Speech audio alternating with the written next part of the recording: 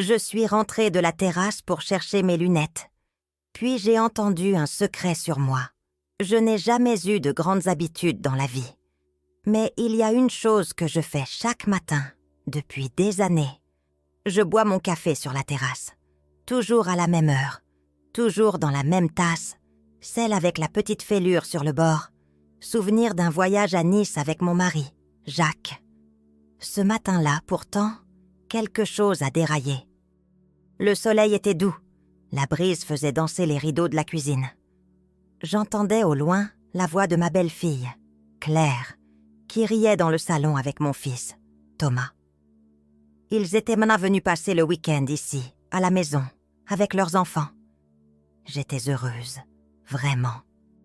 Ces moments en famille devenaient rares, et je m'efforçais de les chérir, malgré les silences entre les phrases, les regards fuyants de Claire, et ce ton condescendant qu'elle employait parfois quand elle s'adressait à moi. Je m'étais installée sur la terrasse, mes lunettes sur le nez, mon café entre les mains, quand j'ai remarqué que je ne voyais plus très bien le texte du journal. J'ai posé la tasse, me suis levée en soupirant, et suis rentrée dans la maison chercher mes lunettes de rechange. Je me souviens encore du bruit de mes pas sur le carrelage, du petit craquement de ma hanche droite. En entrant, j'ai entendu leur voix. D'abord, j'ai cru qu'ils parlaient de choses banales, le travail, les enfants, les vacances. Mais le ton avait changé. Il y avait quelque chose de plus bas, plus intime, une tension que je n'aurais pas dû sentir, mais que j'ai ressentie aussitôt. Je me suis arrêtée dans le couloir, juste avant le salon. Les lunettes étaient là, sur le buffet, à 2 pas de moi. Mais mes mains se sont figées. Claire disait « Je t'ai toujours dit que ce n'était pas normal, Thomas. Ta mère, elle n'a jamais voulu te dire la vérité. » J'ai senti mon cœur battre plus fort. Thomas a répondu d'une voix lasse « Arrête, Claire, tu inventes encore des histoires. » Non, elle a insisté, je te jure. J'ai trouvé les papiers dans la vieille boîte, dans le grenier. Et je comprends maintenant pourquoi elle ne veut jamais en parler. J'ai eu le souffle coupé. Je ne bougeais plus. Ma main tremblait si fort que les lunettes ont glissé de mes doigts et sont tombées au sol. Un silence. Puis, la voix de mon fils. « Tu as entendu ça ?» Je ne savais pas quoi faire. Entrer, feindre l'ignorance, ou rester là, immobile, comme une coupable sans crime. Je suis restée. Claire a repris, plus bas encore, à « Elle n'est pas ta vraie mère, Thomas. » Ton acte de naissance. Il y a un autre nom, une autre femme. À cet instant, j'ai cru que la terre s'ouvrait sous mes pieds. Mon fils, mon Thomas, mon seul enfant, pas le mien. Je me suis appuyée contre le mur pour ne pas tomber. Tout autour de moi semblait se brouiller. La lumière, les voix, même le parfum du café qui s'éteignait peu à peu sur la terrasse. Thomas, déstabilisé, balbutia. « Tu racontes n'importe quoi. C'est absurde. » Alors pourquoi, dis-moi? Pourquoi elle a toujours refusé de te parler de ta naissance? Pourquoi il n'y a jamais eu de photo d'elle enceinte? Pourquoi ton père ne voulait jamais aborder ce sujet? Je fermais les yeux. Mon souffle s'accélérait. Oui, c'était vrai. Je n'avais jamais parlé de sa naissance, pas une fois, mais pas pour les raisons qu'elle croyait. J'ai reculé, lentement, sans bruit, jusqu'à la porte du couloir. Je suis sortie sur la terrasse comme si de rien n'était, mais mes mains tremblaient tant que j'ai renversé le reste de mon café sur la nappe. J'ai entendu leurs pas derrière moi. Thomas m'a regardée avec un mélange de confusion et de peur. « Maman, tu étais là depuis longtemps ?» Je n'ai pas répondu. Je l'ai seulement regardé. Ce visage que j'avais aimé plus que tout, ce fils que j'avais nourri, consolé, élevé. Et soudain, j'ai compris que le secret que j'avais enfoui pendant 40 ans venait d'être éventré, sans douceur, sans préparation. Claire, droite comme une flèche, m'a fixée, et a dit calmement. Il a le droit de savoir. Je me suis assise, lentement. Le vent s'est levé, renversant le journal sur le sol. J'ai pris une profonde inspiration, cherché mes mots. Mais avant que je puisse parler, Thomas a reculé d'un pas, les yeux humides. « Dis-moi que c'est faux, maman. Dis-le-moi. » Et moi, avec la voix brisée, j'ai seulement murmuré « Ce n'est pas si simple, mon chéri. » Il a serré les poings. Claire s'est tournée vers lui, triomphante. Puis, sans me laisser le temps d'ajouter un mot, il a dit d'une voix froide que je ne lui connaissais pas. « Je crois qu'on a besoin d'être seul, un moment, Claire. » Et quand elle est sortie, le claquement de la porte a résonné comme une gifle dans toute la maison. Je savais alors que rien ne serait plus jamais comme avant. Et ce n'était que le début. Je suis restée assise sur la terrasse, figée, pendant de longues minutes, après qu'il a fermé la porte. Le silence me pesait. Seul le vent soulevait parfois un coin de la nappe, comme pour me rappeler que la vie continuait, malgré tout. Thomas était dans le salon. J'entendais ses pas tourner en rond, nerveux. Je savais ce qui se passait dans sa tête. Les images, les doutes, les souvenirs qu'il revisite soudain sous une autre lumière. Tout ce que j'avais voulu lui épargner refaisait surface brutalement. Quand il est revenu, son visage était pâle, tendu. Ses yeux, d'habitude si doux, semblaient durs, presque étrangers. « Alors c'est vrai ?» a-t-il murmuré. J'ai voulu lui répondre calmement, mais ma gorge s'est serrée. « Thomas, écoute-moi, je t'en prie. Tu aurais dû me le dire. » Sa voix a éclaté, brutale. « Toute ma vie, tu m'as menti. » Je me suis levée, tremblante. « Je ne t'ai jamais menti, je t'ai protégée. » « Protégée de quoi ? De la vérité ? De toi-même ?» Ces mots m'ont transpercée. Ce ton, je ne l'avais jamais entendu de lui. Il ressemblait à son père dans ses moments de colère froide. J'ai senti les larmes me monter aux yeux. « Assieds-toi, mon cœur. Laisse-moi t'expliquer. » Mais il ne voulait pas s'asseoir. Il faisait les 100 pas, la mâchoire serrée. « Claire a trouvé un acte de naissance, c'est ça ?» ai-je demandé doucement. « Oui, dans une boîte en fer, au grenier. Elle m'a tout montré. Il y a le nom d'une femme, Jeanne Morel. Qui est-ce ? » J'ai fermé les yeux. Ce nom, je ne l'avais pas prononcé depuis 42 ans. C'était une amie. Non, plus qu'une amie, une sœur de cœur. Il m'a regardée sans comprendre. « Je t'ai connue à la maternité grâce à elle, » ai-je repris. Ton père et moi, nous ne pouvions pas avoir d'enfants. C'était notre douleur la plus grande. Et puis un jour, Jeanne est venue me voir, enceinte, désespérée. Elle ne pouvait pas le garder, pas seule. Pas dans la situation où elle était. Je me suis assise, le regard perdu dans le vide. Les souvenirs revenaient par vagues. Le visage pâle de Jeanne, sa main froide sur la mienne, les promesses qu'on s'était faites en silence.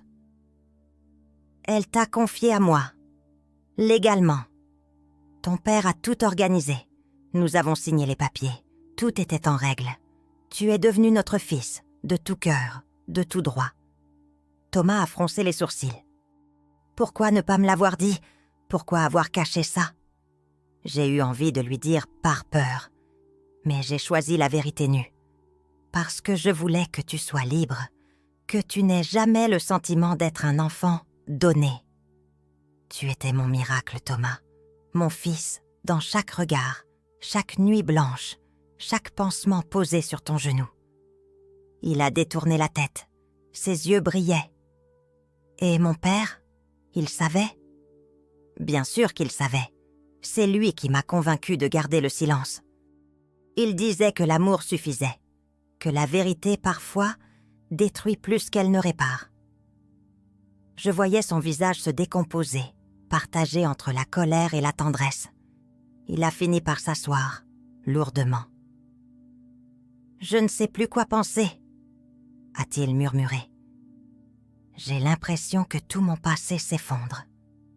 Je me suis approchée de lui. J'ai posé ma main sur son épaule. Rien ne s'effondre, mon cœur. Tout reste là. Tu es mon fils, même si ton sang vient d'ailleurs. Ce qui fait une famille, ce n'est pas l'ADN. C'est le pain qu'on partage, les bras qui consolent, les mots qu'on garde pour protéger. Il n'a pas répondu. Ses épaules frémissaient. C'est alors que la porte s'est ouverte de nouveau. Claire était revenue. Elle nous observait de l'encadrement, les bras croisés, le menton haut. « Je n'ai pas voulu te blesser, Thomas », a-t-elle dit d'un ton presque solennel. « Mais il fallait que tu saches. Tu mérites de connaître tes origines. Et puis, il y a peut-être des implications pour l'héritage. » Ces derniers mots ont claqué comme une gifle. Je l'ai regardée, stupéfaite. « L'héritage ?» Elle a haussé les épaules, faussement innocente. « Je dis ça pour éviter des complications, voilà tout. Tu sais, juridiquement, les choses peuvent être floues si... » Thomas s'est levé brusquement. « Claire, ça suffit !» Mais je voyais dans ses yeux que le doute s'installait déjà. Je savais ce qu'elle insinuait. Que Thomas, n'étant pas mon fils biologique, pourrait ne pas hériter de la maison. Que tout ce que j'avais bâti pour lui pourrait lui échapper. Elle a planté ses yeux dans les miens, avec un petit sourire. « Je veux juste que tout soit clair, madame. » J'ai senti un froid m'envahir, profond, presque glacial. Je n'avais jamais cherché à défendre mes droits, mais là, elle touchait à ma dignité. « Claire, » ai-je dit d'une voix posée, mais ferme, « tu ne sais pas ce que tu es en train de faire. »« Oh, je crois que si. Je protège mon mari et mes enfants. » Elle a tourné les talons, laissant derrière elle un parfum amer de vanille et de soupçon. Thomas m'a regardé, impuissant. « Elle ne comprend pas, maman. Elle pense à tout sauf à l'amour. » Laisse-la penser ce qu'elle veut.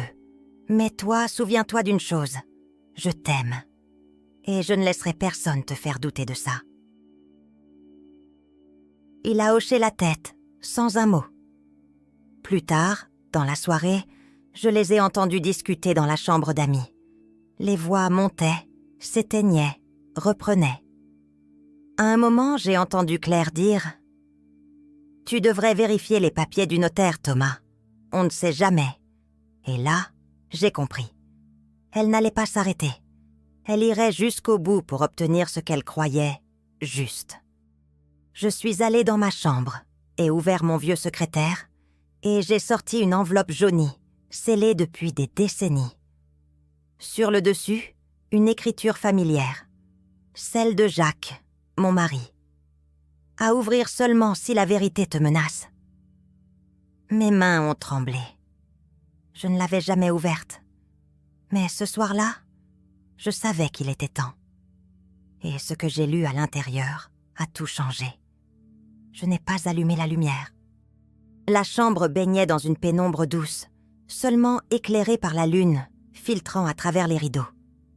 Mes doigts tremblaient quand j'ai rompu le seau de l'enveloppe. L'odeur du papier ancien, un peu de poussière et d'encre fanée m'a ramené 30 ans en arrière, au bureau de Jacques, à ses silences pensifs le soir, quand il écrivait sans que je sache quoi. À l'intérieur, il y avait 3 feuilles, soigneusement pliées, et une photo. Une photo de moi, beaucoup plus jeune, tenant dans mes bras un bébé, Thomas, à la maternité. Derrière, une phrase de sa main. Ce jour-là, 2 mères ont fait un seul miracle. Je me suis assise au bord du lit, le cœur battant. J'ai ouvert la lettre. Mon amour, si un jour tu lis ces lignes, c'est que la vérité est menacée. Je t'écris pour te rappeler que notre fils, Thomas, t'appartient autant qu'à moi. Peu importe ce que diront les papiers, les langues ou les juges. Tu es sa mère devant Dieu et devant le monde. Mais il y a une chose que toi seul ignores encore. Jeanne Morel n'était pas étrangère à notre famille. Elle était ma sœur. Thomas était né de son sang et du mien. C'est pour cela que j'ai insisté pour le silence. Il devait ignorer ce lien pour vivre libre, sans honte, sans secret. Si quelqu'un ose te contester un jour, montre-leur cette lettre. Elle est la preuve que ton amour n'a jamais été un mensonge, mais un sacrifice partagé. Je suis restée immobile, abasourdie. Jacques, mon mari, avait gardé ce secret en moi sans me le dire. J'ai senti une chaleur douloureuse monter dans ma poitrine. L'amour, le mensonge, la honte, la protection, tout se mélangeait. Thomas n'était pas seulement mon fils de cœur. Il était aussi mon neveu. Et pourtant, tout prenait un sens. Ses traits, ce regard familier de son père, cette même façon de froncer les sourcils quand il réfléchissait. J'ai serré la lettre contre moi et j'ai pleuré. Longtemps. En silence. Le lendemain matin, j'ai préparé le café comme d'habitude.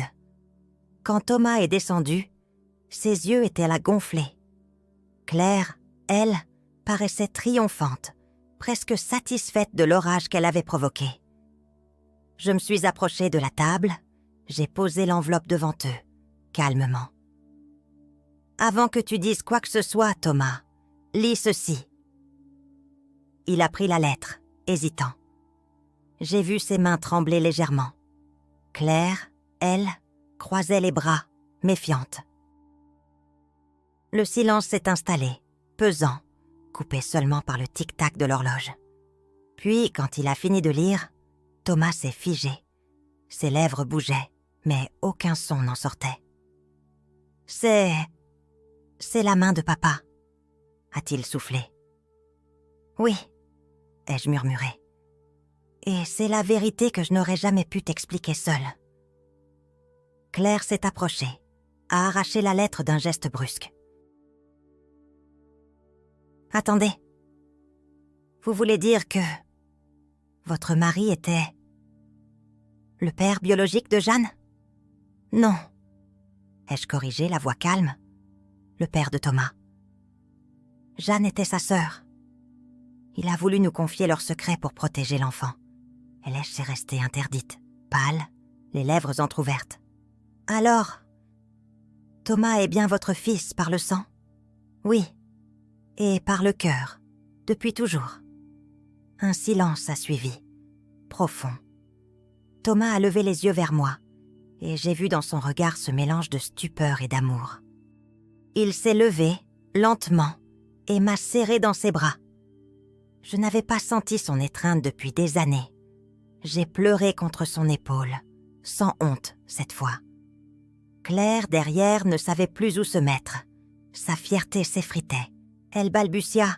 « Je ne voulais pas. Je pensais juste... » »« Tu pensais à toi, » a dit Thomas, sans la regarder. « Tu pensais à des héritages, pas à des racines. » Elle a détourné les yeux. J'ai posé ma main sur son bras. « Claire, tu n'es pas mauvaise. Tu as eu peur. » La peur fait dire des choses qu'on regrette. Mais n'oublie jamais, dans cette maison, rien ne se gagne par la méfiance, seulement par la vérité. Elle m'a regardée, surprise de ma douceur. Peut-être honteuse aussi. « Je suis désolée, » a-t-elle murmuré. Thomas a repris la lettre, l'a relue lentement, puis a levé les yeux vers moi. « Tu as vécu tout ça seule, maman ? » ?»« Oui, par amour pour toi et pour ton père. » Il a hoché la tête, les larmes aux yeux. Je comprends maintenant pourquoi il disait toujours que l'amour, c'est tenir bon, sans explication. Je lui ai souri faiblement. Oui, et parfois, c'est se taire pour que l'autre vive en paix. Nous sommes restés là, silencieux, à regarder la lumière du matin traverser la fenêtre. Mais au fond de moi, je sentais que ce n'était pas encore fini. Car si Jacques avait écrit cette lettre, c'est qu'il avait prévu une dernière chose. En bas du papier, une phrase presque illisible. « Montre à notre fils le dossier joint. Il saura quoi en faire. » Je suis retournée dans ma chambre et rouvert l'enveloppe. Et là, derrière la photo, j'ai trouvé un petit dossier en cuir brun cacheté d'un ruban rouge. À l'intérieur, un acte notarié signé de la main de Jacques. Je lègue la maison familiale à mon épouse, Marianne, et à notre fils, Thomas. Nul ne pourra contester cet héritage, quel que soit le lien de sang ou les circonstances de sa naissance. Tout y était. Les signatures, les tampons officiels, la date. Quand je suis revenue au salon, j'ai posé le document sur la table. Claire l'a lu, blême. Thomas a pris ma main. « Papa avait tout prévu », a-t-il dit. « Même ta douleur. » Je lui ai répondu doucement. « Non, il a prévu notre paix. » Et pour la première fois depuis longtemps, j'ai senti un souffle de légèreté m'envahir. Comme si une chaîne invisible venait de se rompre. Mais avant même que je puisse savourer ce soulagement, j'ai entendu Claire dire à voix basse « Il y a encore une chose que vous ne savez pas. » Thomas et moi nous sommes tournés vers elle. Ses yeux brillaient d'une lueur étrange. « J'ai reçu un appel ce matin de quelqu'un qui prétend être votre petit-fils. » Je suis restée pétrifiée. Thomas a blêmi. Un autre secret venait de frapper à la porte. Je n'ai pas tout de suite compris. Le mot « petit-fils » a flotté dans l'air comme un parfum inconnu, doux et dérangeant à la fois. Thomas s'est figé, puis s'est tourné vers Claire, la voix tremblante. « Qu'est-ce que tu dis ? Quel petit-fils ?» Elle a hésité, baissé les yeux, puis sorti son téléphone de sa poche. « J'ai reçu un message ce matin, pendant que tu dormais, d'un certain Lucas Morel. Il dit qu'il cherche sa famille, qu'il aurait découvert, par un acte ancien, que son père biologique s'appelait Jacques Morel, et qu'il pense être lié à vous. » Le silence est tombé dans la pièce, lourd, presque étouffant. Mon cœur s'est mis à battre à toute allure. Morel, le nom de Jeanne. J'ai murmuré plus pour moi que pour eux. Jeanne avait eu un autre enfant. Thomas m'a regardé, les yeux écarquillés. « Tu veux dire que j'ai un frère ? Ou un demi-frère ?» ai-je répondu doucement. « Si c'est vrai. » Claire, mal à l'aise, a ajouté « Il m'a demandé si vous seriez prêt à le rencontrer. Il a dit qu'il ne cherche pas d'argent, juste la vérité. » J'ai pris une profonde inspiration. Après tant d'années de secrets, un autre revenait du passé, exigeant, comme une ombre qui refusait de se taire. Mais cette fois, je n'avais plus peur. « Dis-lui de venir, » ai-je dit simplement. Thomas m'a fixé, surpris. « Tu es sûr ? » ?»« Oui, on a caché trop longtemps ce que nous étions. Si ce garçon existe, il a droit à sa place, lui aussi. » 2 jours plus tard, il est arrivé. Un jeune homme d'à peine 30 ans, mince, les mêmes yeux que Jacques, ce bleu profond qui semblait toujours tout comprendre avant même qu'on parle. Il tenait un bouquet de fleurs dans ses mains, des pivoines, les fleurs préférées de Jeanne. Quand je l'ai vu sur le seuil, j'ai senti mes jambes faiblir. Il s'est avancé timidement. « Madame Morel ? » ?»« Oui, » ai-je répondu d'une voix tremblante. « Entrez, mon garçon. » Il s'est assis au salon, là même où, quelques jours plus tôt, tout s'était effondré et reconstruit à la fois. Thomas l'observait, silencieux, comme s'il se regardait dans un miroir un peu déformé par le temps. Lucas a sorti une enveloppe de sa veste. « C'est une lettre de ma mère. Elle m'a dit de la remettre à la femme au collier de perles, si je la trouvais. Elle parlait de vous. » J'ai porté la main à mon cou. Le collier. Celui que Jeanne m'avait offert avant de disparaître, quand elle m'avait confié Thomas. J'ai pris la lettre L'écriture, je l'aurais reconnue entre mille, fine, droite, un peu nerveuse, celle de Jeanne. Marianne, si tu lis ceci, c'est que mon fils Lucas aura trouvé le courage de venir vers toi. Pardonne-moi d'avoir gardé le silence toutes ces années. J'ai eu peur de détruire ce que tu avais construit. J'ai refait ma vie, mais j'ai toujours su qu'un jour, la vérité reviendrait. Merci d'avoir aimé Thomas comme ton propre enfant. Tu lui as donné tout ce que moi, je n'aurais jamais su lui offrir. Si Lucas frappe à ta porte, ne le renvoie pas. Il a le droit de connaître l'amour qui m'a manqué. Les mots se sont brouillés dans mes larmes. Thomas s'est approché, m'a pris la lettre des mains. Il l'a lue, lentement. Puis, il a levé les yeux vers Lucas. Ils se sont regardés longtemps, sans rien dire.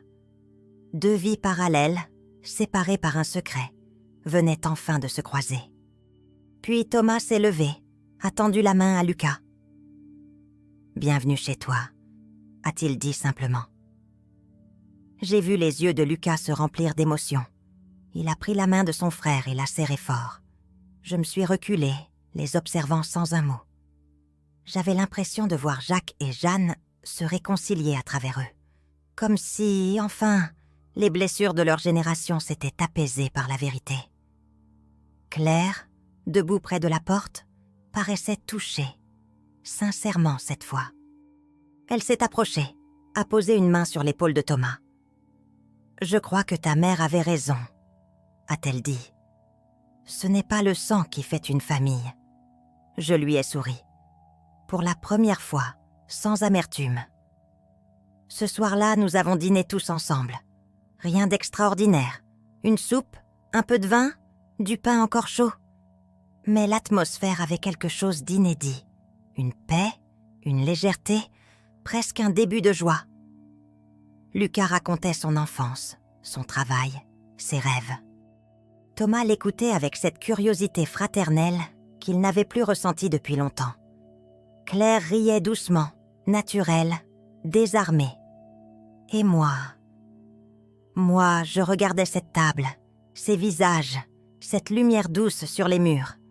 Et je me disais que, malgré la douleur, la honte, les années de silence, tout cela avait eu un sens. Parfois, la vérité détruit, mais parfois, elle libère.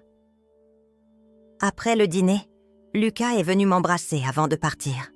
« Merci », m'a-t-il dit, « pour tout. Même pour ce que vous avez eu.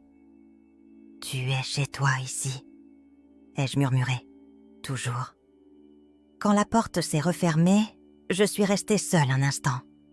Le vent s'était levé dehors, comme ce matin-là où tout avait commencé.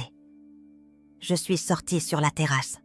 Ma tasse de café m'attendait, vide mais tiède encore. J'ai levé les yeux vers le ciel, respiré profondément. Je n'avais plus besoin de cacher, ni d'expliquer. J'avais seulement besoin de vivre le peu qu'il me restait, entourée des miens, enfin réunis, sans masque, sans peur. Et j'ai pensé à Jacques, à Jeanne, à tout ce que nous avions porté, lui et moi, dans le silence. Je leur ai murmuré « C'est fini, mes chers. Il n'y a plus de secret à garder. » La nuit a répondu par un souffle doux. Puis j'ai refermé doucement la porte, laissant derrière moi la terrasse, la lune et le passé. Et j'ai souri. Parce que, pour la première fois depuis 40 ans, j'étais enfin libre.